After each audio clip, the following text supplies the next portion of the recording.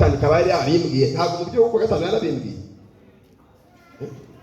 None se barokora kababaza, tubwizanye kuri, niba koko mu rusengero mujye kujya mutinyuka mukaza muje kuroga n'abatambyi,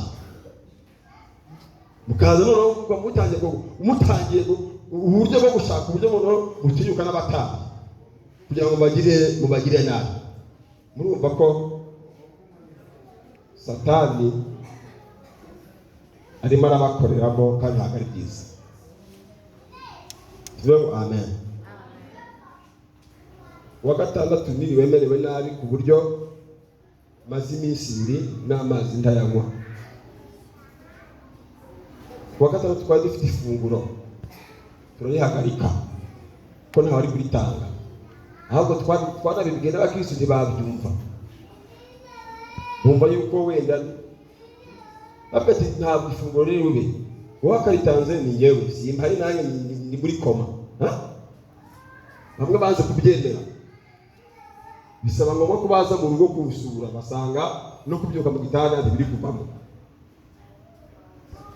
Rero reka mbabwire, mu by'ukuri tuba turi imbere y'Imana twaje gusenga, ariko ntabwo Satani azabura kuturwanya. Niba Satani atangiye gutinyuka twebwe abakozi b'Imana tuvugana n'Imana, ntabwo azagutinya. Nagira ngo nkwibutse yuko ube maso. Tuvuge amen. Ntabwo nari ndwaye malariya, nari ndwaye yego ugiye kuvuga ngo nari mfite ibyaha ndabikurusha kuba batakunize, yavuga ngo ntabwo ngo byagufasha ngo wari ufite ibyaha ndabikurusha. Tugezanye kuri rero icyo nshaka kuvuga ni iki? Nagira ngo nkwibutse ko tugeze mu isi Satani atari gutinya. Impamvu twize ijambo ku wa gatanu rivuga ngo Yesu yari ari mu bwato ariko umuyaga ugira gute? Urahuha. Gumaze guhuha ngo abigishwa ba Yesu ngo baragasha biranga. Baragasha bigira gute? Biranga. Ngo biyirwanaho biranga. Bari igihe kiza kugera bamenya ko bari kumwe nande na Yesu, ngo baragenda baramwegera baramukangura, ngo akangutse acyaha umuraba n'umuyaga bigira gute? Biramwumvira. Bishatse kuvuga iki? Umuyaga utaratinya ubwato Yesu arimo. Umuyaga utaratinya ubwato Yesu arimo. Wagize ngo umuntu azafite kwinjira mu rusengero. Ntabwo umuyaga utaratinye ubwato Yesu agize gute? Arimo. Umurozi ntabwo azatinya kwinjira mu rusengero ngo aza kugirire ntabwo azabitinya. Niyo mpamvu nababwiye ngo nuzajya bawicaye jya ubanza urebe umuntu umwicaranye uwo ari. Hari igihe abari wawe undi bagutumyeho, aho ukabura ngaho urimo uraseka gusa, ntuzi n'umuntu mwicaranye, ntuzi ahantu yaguye, wasetse gusa, urimo uraseka ibiki wawe ukamenya uwo mwicaranye uwo ari. Yesu yabwiye Petero ati inyuma Satani, kandi yarinde ariko amurebye amubona amasa. Niba hari ikintu mu buzima gishobora gutuma adasiba kujya mu rusengero, hari ikintu kibaho. Iyo ntari hanze y'igihugu nagiye hanze y'igihugu sinyasiba iteraniro. Nibwo bwa mbere kuva nabaho mu myaka 10 n'ingahe maranye itorero, nibwo bwa mbere narwara kujya mu rusengero. Nibwo bwa mbere pe narwara nkananirwa kujya mu rusengero, nkamara iminsi 2 ntararenga mu rugo gutya, no mu cyumba cyanjye no muri salo ntaraharenga iminsi 2 gashira. Noneho kwigaburo rye cyagiye washingiye umva ntashobora no kuba nanavuga. Ibaze nawe, ariko ndashima Imana ko yanyongereye iminsi yo kubaho. Imana ni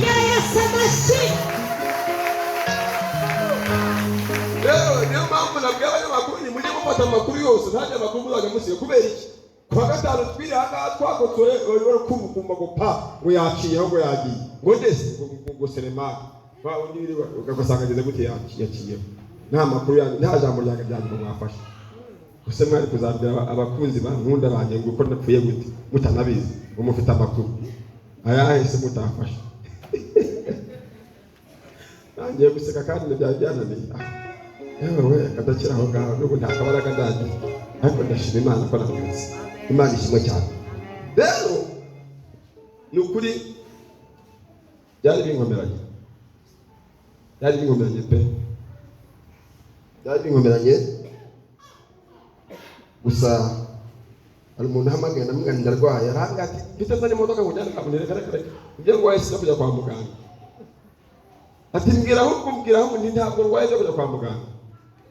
Ibyo ndwaye ndabizi, ariko ibyo ndwaye naringize gute nari mbizi. Ntabwo ndwaye malariya, hari indwara ndwaye, ahubwo abatekinisiye baragize gute bari batekinisiye.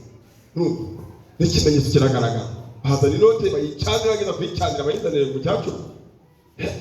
Ariko Mana yanjye, ubu noneho ugiye kujya ku musozi Imana usenga Imana. Ugiye gusenga Imana ku buryo umuntu wese uzajya winjira muri uriya muryango ngiye kujya asaba Imana ibanze igomba ikimenyetso. Kuko nyakunda kuvuga ngo umuntu utakwikirwa mu rusengero agira ngo Bikira Mariya ntabwo azi guhana. Buriya Bikira Mariya aravutura we. Buriya mu rusengero ntabwo ari ibintu n'izindi. Kubera ko abantu bamaze kumenya inzu y'Imana bazi ko mu rusengero ari nk'izindi. Reka ngarukira aho ngaho, uyu munsi nta bintu byinshi mvuga. Reka mpagurukire abakozi b'Imana n'abakire bikora umurimo w'Imana. Ngewe ndacyifite ihungabana ryanjye, urabyumva niba maze iminsi ibiri byanjye ntanavuga, ndacyifite ihungabana ryanjye. Kaniyakire abakozi b'Imana tuve ngo amen, bongere kandi ngo amen. Gusa n'ubu nanze gukomeza kuryama, ariko ndabareka ngere mu rusengero ndabakristo, ariko ntabwo umeze neza. Yesu ashimwe cyane. Ntabwo umeze neza pe. Ntaza kubona wenda nicaye ukavuga ngo ni ukiboya. Ntabwo umeze neza, ntabwo urumva, ntabwo imbaraga zirazamo neza, gusa ariko zirimo ziraza. Yesu ashimwe cyane. Ndashima n'abantu ejo bamfashije. Dufite undi murimo w'Imana Imbandazi, aho dukorera umurimo w'Imana. Ndashimira n'abantu baje bitanze bakajyayo, bamenye ko ndwaye ndahari, ko dufite iteraniro ry'Imbandazi dusenga ku wa gatatu no ku cyumweru nyuma ya saa sita. Twarangiza iteraniro aha ngaha tukajya n'Imbandazi. Mwumvise ko ndwaye ndahari, bafata urugendo ahantu kure utegesha hafi ibihumbi 2 kugira ngo ugereyo. Bafata ku mafaranga yabo baratega bajya kurwanira umurimo w'iki w'Imana. Imana ariho umugisha, bagize neza, tubakomera amashyi. Baritanze ntabwo nabimenye, barimbwiye bo bavuye avuga ati twumvise ko udahari tujya ku mirimo y'Imana. Baritanga bajyayo, bakoresha amafaranga yabo. Imana amugisha. Ubu ni ubutwari, Imana izabimukiraho. Imana ishimwe cyane. Rero murakoze, ndagira ngo mbasuhuze, ariko nanababwira ngo mukizwe, sibyo? Mukizwe. Ngewe unyishe none aha ngaha havuga undi mukozi w'Imana uruta ngewe. Yego, uruta ngewe, ugasanga n'ubundi wowe ingororano yawe ni ukujya mu muriro kandi utagira gute utazima. Bibutse ko abantu bica abantu, sinzi niba mujya gukurikira kuri YouTube, hari umuntu uriho ngo witwa Kazungu, bamufasha amaze kwica abantu 10 na bangahe? 10. Urumva umuntu ari imbabazi afite? None ageze mu rusengero akwica bangahe? Niba umuntu yarafashe abantu 12 akabica, akabashyira mu cyobo, akabaca imitwe, abandi akabaca imitima n'ibihaha n'ibiti byose, akabashyira mu cyobo, akajya no kuri YouTube akabivuga. Urumva ari umuntu. Mumenya ko tugeze mu isi Satani arimo gukora bizake, arimo gukora ku mugaragaro. Rero turakwiriye gusengesha umwuka iteka. Niyo mpamvu dusomye ijambo ngo Uwiteka urebe byagize gute, urebe byaduteye. Twaratewe, hari ibyaduteye. Ubundi kera nta muntu w'umusambanyi, w'umusinzi, w'umurozi winjiraga mu cyumba cy'amasengesho. Ariko kubera ko twatewe, arava kumanura ijipo agahita yibukira kwa Selemani. yaba amaze kuniga umuntu nta no kuwagahita yirukanka ari iya mbere ari kwa Selma, ariko mwabaye muti yamaze kugambana siri ya mbere ni kwa twaratewe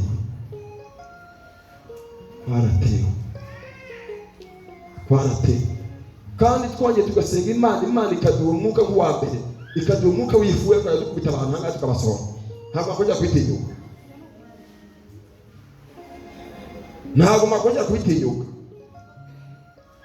ubu mumpaye undi mukoro,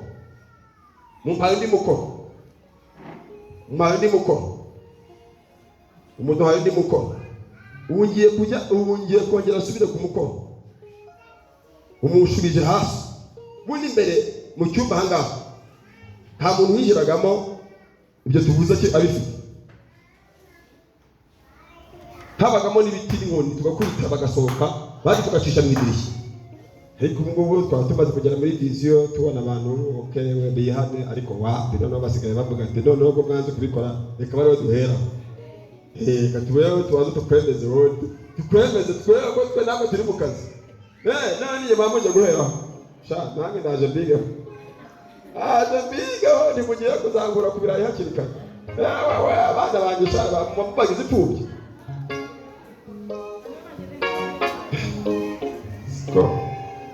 Imana ishimwe cyane, turashima Imana rero yatwimanye, Imana yaranyimanye nawe irakwimana. Ariko ndagira ngo wumvire ijambo yuko hari ibintu byahagurukiye ubuzima bwawe, hari ibyahagurukiye ubuzima bwanjye, hari ibyahagurukiye twese, twagize gute? Twarateye. Yesu ashimwe cyane. Ariko Bibiliya yavuze ngo Uwiteka urebe ibyagize gute? Byaduteye. Iyo umuntu azi ko yatewe amenya uburyo arwana urugamba. Rego ikibazo ni ukutamenya icyaguteye icyo ari cyo. Iyo umaze kumenya icyaguteye icyo ari cyo, ubasha kumenya n'uburyo gute rwana. Yesu ashimwe cyane. Iyo umaze kumenya ibyaguteye, ubasha no kumenya ibyo gute rwana. Mbese twatewe n'iki? Abantu benshi barumva ngo Antikristo ngo azakora, bakagira ngo umuntu azaza yanditseho kugira ngo ni Antikristo. Ntabwo ari uko. Iyo ayo magambo ni amagambo akubwira yuko ugomba kumenya yuko Antikristo azakora, ntabwo ari kera nanone ari kugira gute ari gukora, ahubwo ugomba kumenya uburyo agiye gute akoramo. Akora ati agenda ati. Yesu ashimwe cyane. Ukareka kwihugirwaho, ukamenya umwanzi urwana nawe uwo ari we. Yesu ashimwe cyane. Ukamenya uburyo ugomba kurwana intambara kandi ukayinesha. Imana ishimwe cyane.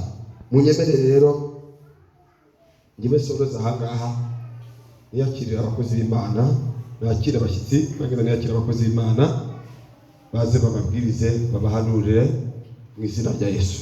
Kandi abizi biragenda neza kuko Imana yatwohereje abanyamavuta. Dukomere Imana yacu amashyi menshi cyane. Mana wabaye Imana, Mana wabaye Imana, Mana